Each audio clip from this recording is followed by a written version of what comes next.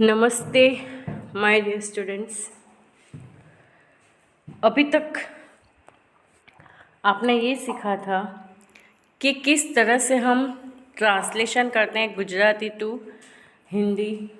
आपने निबंध सीखे कि किस तरह से हम निबंध लिख सकते हैं, राइट। तो एक एक स्किल आप में डेवलप हो रही है। अगर मैं ऐसा मानूं और अगर मैं ऐसा सोचूं कि एक एक स्किल आप में डेवलप हो रही है तो उसमें कुछ गलत नहीं है। श्योरली हो रही होगी, ऐसा मैं विश्वास कर सकती हूँ। माना कि हम मिले नहीं हैं, आप स्कूल में नहीं आते, हम क्लास में नहीं मिलते, इंटरेक्शन नहीं होता, बट इन शॉर्ट कि आपको जो सिखाया जा रहा है उस पर मैं ट्रस्ट कर सकती हूँ कि आप उसको ऑनेस्टली सीख रहे होंगे। आपने निबंध लिखना सीखा तो मैं ये भरोसा कर सकती हूँ कि आपको निबंध लिखना अब आ रहा होगा, राइट। आपने गुजराती पैराग्राफ से उसको हिंदी में ट्रांसलेट किया तो आई होप कि आपको, आई कैन ट्रस्ट कि आपको वो ट्रांसलेशन करना आ रहा होगा, हिंदी में उसको ट्रांसलेट करना या उसका अनुवाद करना आ रहा होगा।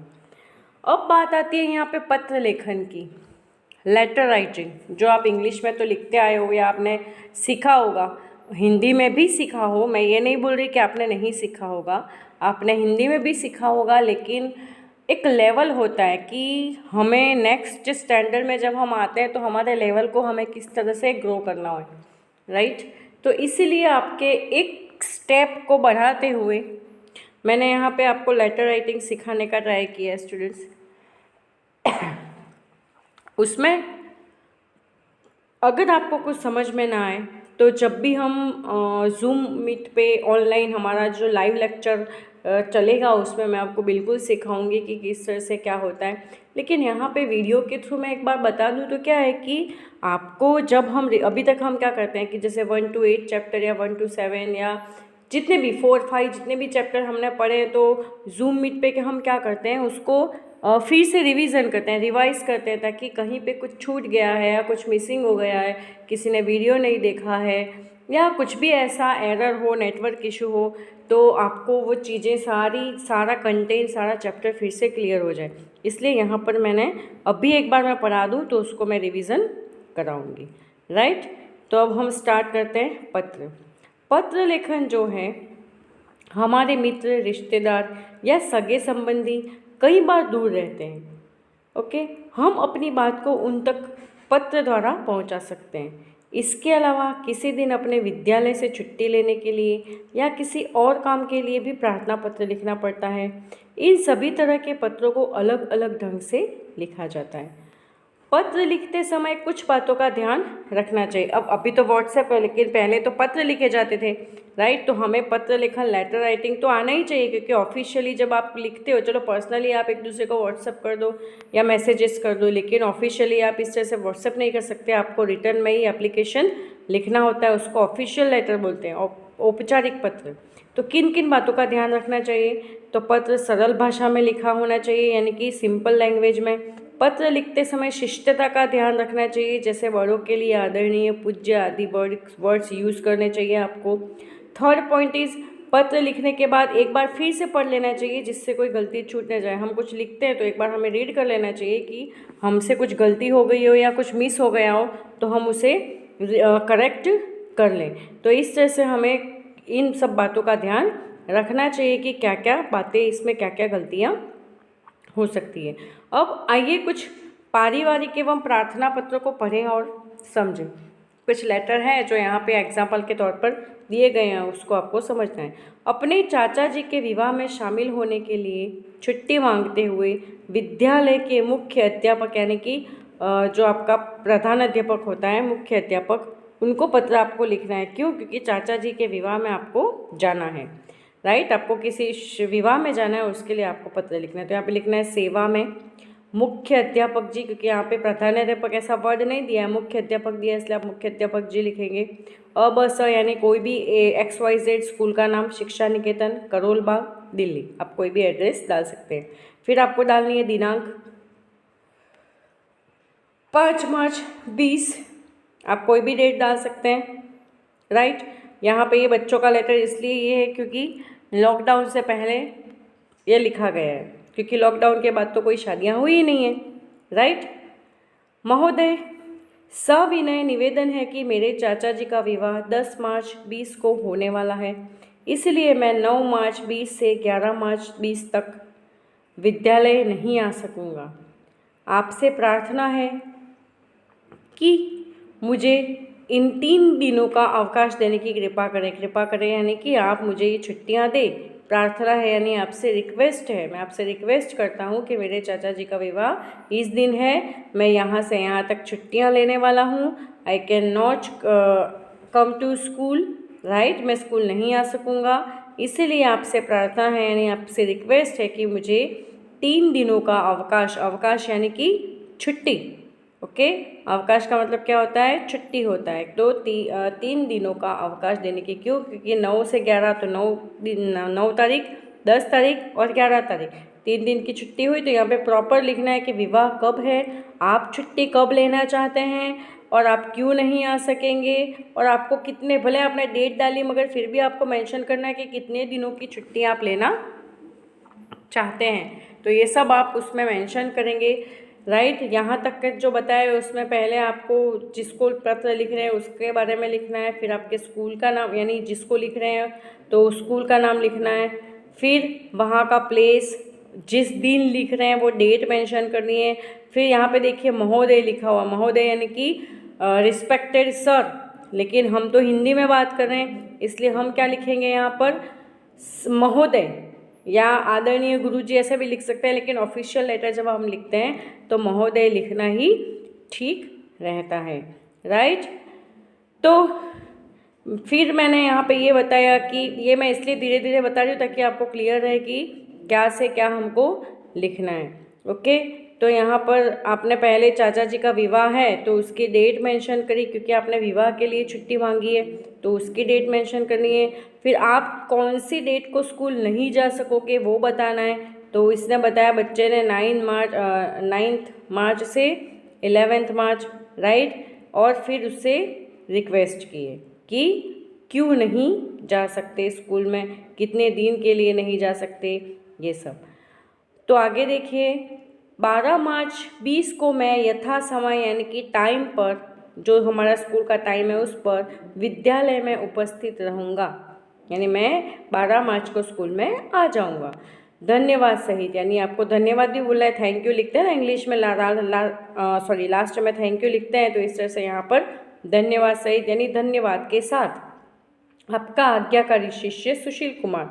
यहाँ पे आप कोई भी नाम लिख सकते हैं, ज़रूरी नहीं अपना नाम ही लिखो, XYZ कुछ भी लिख सकते हैं। कक्षा 3 अनुक्रमांक, यानी कि आपको एक एग्जाम्पल दिया है कि आप क्लास मेंशन करें, यहाँ पे अपना अनुक्रमांक, अनुक्रमांक का मतलब होता है रोल नंबर, राइट। तो रोल नंबर आपको यहाँ पे मेंशन करना है, स्टैंडर्ड मेंशन करना है, क्योंकि आप ये ऑफिशियल लेटर लिख रहे हैं इसलिए आपको ये सब इसमें लिखना पड़ेगा। तो आई होप आपको ये लेटर समझ में आए। ये मैंने यहाँ पे काफ़ी देर तक इसलिए रखा है ताकि आप उसको देखकर लिख सकें, क्योंकि ये फटाफट ऐसे आगे बढ़ता रहेगा ये वीडियो क्लिप, तो आप उसको देख करके अच्छे से लिख नहीं सकोगे, इसलिए मैंने यहाँ पर ये धीरे धीरे चलाया है।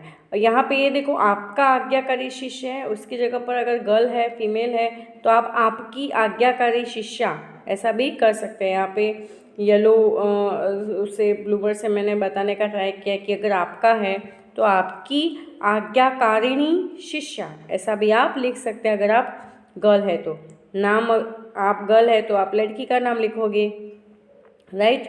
तो इस तरह से आपको यहाँ पर कुछ चेंजेस कर देना है, यानी स्टैंडर्ड में भी मैंने नहीं रखा है रोल नंबर का, तो इसलिए वो आप चेंज कर देना, राइट।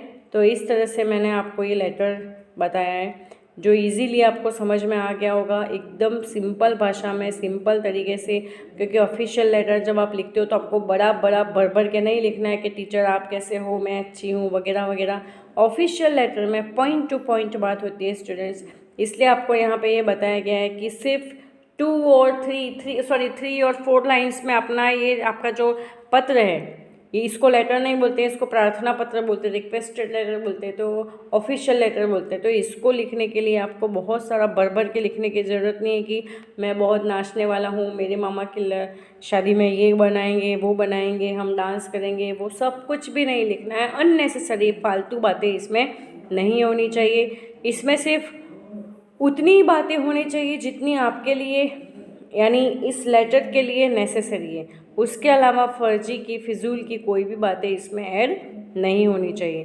तो लेटर, ये प्रार्थना पत्र लिखते समय इन सब बातों का आपको बहुत ही ध्यान रखना है स्टूडेंट्स, कि किस तरह से आपको अपने कंटेंट को यहाँ पर कवर करना है। और आपके जो हेडिंग है, यानी जो जिस लिए आप छुट्टी चाहते हैं, तो वो बात, वो पॉइंट इसमें आ रहा है या नहीं आ रहा है, और वो बिल्कुल सही तरह से आ रहा है या अननेसेसरी घुमा फिरा के दिया गया है, वो सब कुछ आपको इसमें देखने की ज़रूरत होती है। तो इसीलिए मैंने आपको ये बताया ताकि आप उसको अच्छे से लिख सकें, और लिखने के अलावा समझ सकें, उसको पढ़ सकें, और क्या क्या वर्ड यूज़ करने हैं वो भी आप साथ साथ में देख सकें। ओके, तो ये हो गया आपका लेटर, आई मीन प्रार्थना पत्र। अब दूसरा ये है इसमें कि आपको डेट चेंज करनी हो। इसमें ज़रूरी नहीं कि इसमें जो डेट लिखी है वही लिखो, आप अपनी तरफ से कोई भी डेट लिख सकते हैं। आप अपना स्टैंडर्ड चेंज कर सकते हैं, आप नाम चेंज कर सकते हैं, आप स्कूल का नाम चेंज कर सकते हैं, वो सब आप कर सकते हैं, मगर मैटर आपको शॉर्ट में ऐसा ही लिखना होता है, राइट। अब देखिए यहाँ पर दो तीन चीज़ें और भी है, जैसे विद्यालय है, तो विद्यालय को आप विद्यालय भी लिख सकते हैं। इसके अलावा यथा समय, तो मैं सही समय पर, यथा समय जो दे रखा है वहाँ पर मैं सही समय पर या समय पर विद्यालय में उपस्थित रहूँगा या रहूँगी, वो भी लिख सकते हैं आप। अवकाश देने की कृपा करें, तो अवकाश, उसमें तो कृपा करें ही लिखना पड़ेगा, उसके लिए आप कुछ चेंज नहीं कर सकते, राइट। फिर आपका आज्ञाकारी शिष्य, अगर शिष्या है तो आपकी आज्ञाकारिणी शिष्या ऐसा लिखना है। क्यों? क्योंकि आप गर्ल हो। फिर नाम, तो आपका नाम सुशील कुमार है तो वो नाम भी चेंज हो जाएगा।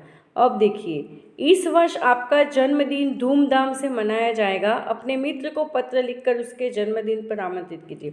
अब यहाँ पे ऑफिशियल लेटर नहीं, ये पर्सनल लेटर है, इसमें आप थोड़ा सा बढ़ा चढ़ा के, थोड़ा सा, ज़्यादा नहीं पर थोड़ा लिख सकते हैं। अपने मित्र को जन्मदिन पर आमंत्रित करना है, यानी कि उसको इन्वाइट करना है। क्यों? क्योंकि आपका जन्म धूमधाम से मनाया जा रहा है। तो खुद का जो लेटर लिखते हैं, यानी पर्सनल जो लेटर लिखते हैं, उसमें हमारा एड्रेस पहले आता है। ऑफिशियल लेटर में सामने वाले का पहले आता है, वैसे खुद का जो पर्सनल लेटर लिखते हैं उसमें हमारा खुद का एड्रेस पहले आता है। C427 427 पटेल नगर, नई दिल्ली, 17 अक्टूबर 20। प्रिय मित्र सुरेश, सप्रेम नमस्ते। अब प्रिय मित्र सुरेश है तो उसको आदरणीय नहीं लिखना है, उसको नमस्ते ही बोलना है, राइट। आप क्लास में बोलते हैं ना नमस्ते, उस तरह से। आशा है स्वस्थ होंगे, यानी उम्मीद है कि तुम अच्छे होंगे। तुम्हें याद होगा कि मेरा जन्मदिन 7 नवंबर को है। इस शाम को, अब जब हम बर्थडे मना रहे हैं, किसी को लेटर लिख रहे हैं, तो वो आगे वाली डेट डालनी है, ना कि पिछला डालना है, राइट। क्योंकि आप सेलिब्रेट कर रहे हो, किसी को इनवाइट कर रहे हो, तो वो लेटर मिलेगा, वो टिकट बुक कराएगा, वो आएगा, तब तक टाइम लगेगा। इसलिए आपको वेल इन एडवांस में डेट अपने खुद की सोच से डालनी होती है, राइट। तो मेरा जन्म 7 नवंबर को है। इस दिन शाम को 7 बजे मैं केक काटूंगा, और उसके बाद घर पर रात्रि भोज का आयोजन है। रात्रि भोज यानी रात का भोजन, डिनर, ओके। यहाँ पे यही बताया गया, देखो 17 अक्टूबर 2020 है, पर हमें वही डेट डालनी है जो आगे की डेट हो, ना कि रिलेटेड या आसपास की डेट आप मेंशन वहाँ पर नहीं कर सकते। रात्रि भोज यानी डिनर, ओके, डिनर है। तुम ठीक समय पर पहुँच जाना। अब यहाँ पर भी फ्रेंड्स है, पर फ्रेंड को भी फालतू की फिजूल बातें नहीं लिखनी है कि तू कैसा है, क्या कर रहा है, तेरी पढ़ाई कैसे चल रही है, तेरा गेम कैसा चल रहा है। पॉइंट टू पॉइंट ही बात करनी होती है, राइट। तुम ठीक समय पर पहुँच जाना यानी कि आ जाना। भूलना मत, मैं तुम्हारी प्रतीक्षा करूँगा, प्रतीक्षा करूँगा यानी कि इंतज़ार करूँगा, वेट करूँगा या करूँगी। अगर आप फीमेल है तो आप करूँगी लिखेंगे, राइट। अपने माताजी पिताजी को मेरी तरफ से सादर प्रणाम कहना। अब ये मत भूलना कि घर में बच्चा अकेला आपका फ्रेंड नहीं है, उसके पेरेंट्स भी हैं, तो उनका भी आपको बोलना है कि माताजी पिताजी को मेरी तरफ से सादर प्रणाम। तुम्हारी प्रतीक्षा में तुम्हारा मित्र गौरव। यहाँ पे आप अपना कोई भी तुम्हारा मित्र तुम्हारी प्रतीक्षा में लिखना ज़रूरी नहीं है, उसको आप कट भी कर सकते हैं, बट तुम्हारा मित्र यानी लिखने वाला कौन है, लेटर सेंड करने वाला सेंडर कौन है, तो वो तो आपको लिखना ही पड़ेगा। तो वहाँ पे आपको लिखना पड़ेगा गौरव, यानी कोई भी नाम आप लिख सकते हैं, यहाँ पे ज़रूरी नहीं है कि आप गौरव ही लिखें। तो इस तरह से आप अपना ये जो नाम है उसमें चेंज कर सकते हैं। आई होप आपको ये समझ में आया होगा कि किस तरह से ये लेटर हमने यहाँ पर लिखा है। और 2 लेटर हमने लिखे, दोनों ही मैंने आपको इतना तो टाइम दिया है इसमें कि आप उसको देख करके अच्छे से लिख सकें, सुन करके समझ सकें और अपनी एक और स्किल लेटर राइटिंग की उसको डेवलप कर सके। अब इसके अलावा एक और लेटर, क्योंकि अब लेटर तो छोटे छोटे होते हैं तो इसीलिए मैं यहाँ पे आज ज़्यादा आपको लिखा रही हूँ। छुट्टी के लिए जो प्रार्थना पत्र लिखना होता है आपका, सिंपल सी ऐसी छुट्टी लेनी है आपको। ज़रूरी नहीं है कि शादी हो, बीमार हो गए या ऐसे ही आपका मूड नहीं है स्कूल में जाने का, लेकिन स्कूल से परमिशन तो लेनी पड़ती है। तो छुट्टी के लिए प्रार्थना पत्र लिखने के लिए आपको क्या लिखना है, सेवा में श्रीमान प्रधानाचार्य महोदय जी या महोदय, उच्च माध्यमिक, हाई स्कूल, विषय, तो यहाँ पे आपको अपना सब्जेक्ट डालना है कि विषय क्या है। हाँ, ये सब्जेक्ट डालना ज़रूरी है। 3 दिन के लिए अवकाश चाहने हेतु या छुट्टी चाहने हेतु आप कुछ भी लिख सकते हैं। अवकाश आवेदन लिखा है यहाँ पर, आप अवकाश भी लिख सकते हैं, छुट्टी भी लिख सकते हैं। फिर यहाँ पे लिखना है आपको महोदय जी, तो महोदय जी और महोदय दोनों में से एक भी लिखोगे तो चलेगा। सविनय यानी विनयता के साथ निवेदन है कि, निवेदन का मतलब होता है रिक्वेस्ट, ओके। तो सविनय निवेदन है कि मैं यानी कौन, लिखने वाला खुद, मैं आपके विद्यालय का यानी कि मैं आपके विद्यालय में पढ़ने वाला छात्र हूँ, तो मैं आपके विद्यालय के 10वीं कक्षा का छात्र हूँ। मैं कौन सी कक्षा का छात्र हूँ, 10वीं कक्षा का छात्र हूँ।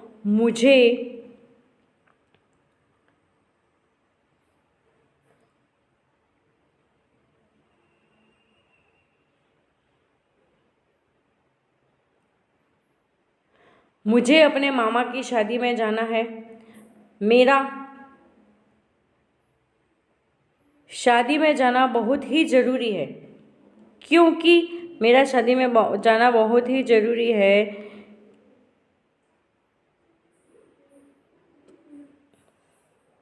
क्योंकि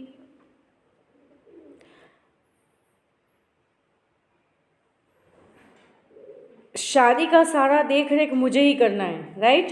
तो इसमें एक तो मैंने पहले शादी वाला एक लेटर बताया, उस तरह से भी आप लिख सकते हैं, एक इस तरह से भी लिख सकते हैं विषय डालकर। विषय तो ऑब्वियसली डालना ही होता है, लेकिन इस आप अपने कंटेंट को थोड़ा इस तरह से भी चेंज कर सकते हैं। इसीलिए अतः मुझे 23/5/2020 से 23/5 यानी 23 मई 2020 से 26 मई 2020 तक 3 दिन का, इसने एक देखो पहले वाले लेटर में हमने क्या किया था, पहले डेट अलग डाली थी, फिर सेकंड सेंटेंस में हमने कितने दिनों की छुट्टी चाहिए वो बताया था। यहाँ पर एक ही लाइन में डेट और कितने दिनों की छुट्टी चाहिए वो हमने बता दिया। तो 3 दिनों तक छुट्टी देने की कृपा करें। यानी आप देखो कि लेटर लिखने के वे किस तरह से, ज़रूरी नहीं कि आप एक ही तरह से लिखो, आप इस तरह से भी लिख सकते हैं। इसलिए मैंने यहाँ पे फिर से आपको बताया। इसलिए मैं इसके लिए यानी अगर आप मुझे छुट्टी देंगे तो इसके लिए मैं सदा आपका आभारी रहूँगा, ओके। तो आपका आज्ञाकारी शिष्य या शिष्या, जो भी मैंने आपको बताया वो सब कॉमन ही रहेगा, XYZ, या आपको वहाँ पे कक्षा यानी क्लास लिखना है, क्रमांक अनुक्रमांक यानी आपका रोल नंबर लिखना है, वो सभी आपको यहाँ पर लिखना है।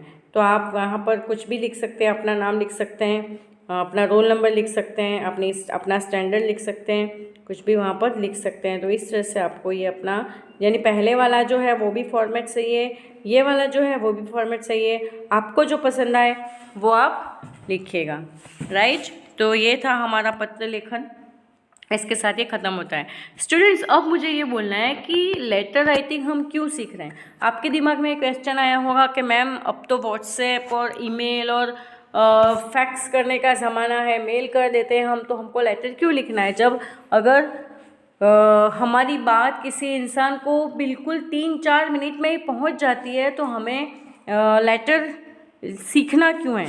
तो वो इसलिए सीखना है क्योंकि पर्सनली, राइट, पर्सनली हो सकता है आपको सीखने की ज़रूरत ना पड़े, पर ऑफिशियली हमेशा आप किसी को व्हाट्सएप या हाँ ईमेल कर सकते हैं, लेकिन जब आपको सॉफ्ट कॉपी देनी होती है, जैसे आप किसी इंटरव्यू में जाते हैं, वहाँ पे आपका रिज्यूम मांगते हैं, तो रिज्यूम में वो आपका हार्ड कॉपी भी लेंगे और सॉफ्ट कॉपी भी लेंगे। तो हार्ड कॉपी भी हमारे लिए उतनी ही नेसेसिटी होती है, लेकिन हमको चलो हार्ड कॉपी भी बनाए, लेकिन उसमें लिखना तो पड़ेगा, तब आप सॉफ्ट कॉपी से उसको हार्ड कॉपी में हार्ड कॉपी निकाल सकोगे, तो लिखना तो पड़ेगा, बिना लिखे तो ये पॉसिबल ही नहीं है। तो हमें ये लेटर राइटिंग इसीलिए लिखना आना चाहिए, इसीलिए, और ऑफिशियली हमको ये ज़्यादा यूज़ करना पड़ता है। अभी आप छोटे हो इसलिए, लेकिन जब आप बड़े हो जाओगे तो आपको इसको और भी अच्छे से और ज़्यादा यूज़ करना पड़ेगा। आपको कहीं पर भी एप्लीकेशन लिखनी है, कहीं पे किसी बुक स्टॉल में जाना है, वहाँ पर एप्लीकेशन लिख के आपको बुक्स लाइब्रेरी में इशू करनी है, कोई भी मैटर हो सकता है जिसके लिए आपको एप्लीकेशन या लेटर राइटिंग सीखना ज़रूरी है। ये आपका बेसिक है, इसलिए आपको बेसिक वे में बताया है। जैसे जैसे आप बड़े होते जाएंगे वैसे वैसे आपका लेवल और भी अप होता जाएगा, राइट। तो इस तरह से जो लेटर राइटिंग है उसको आपको सीखना है। Okay students, thank you very much.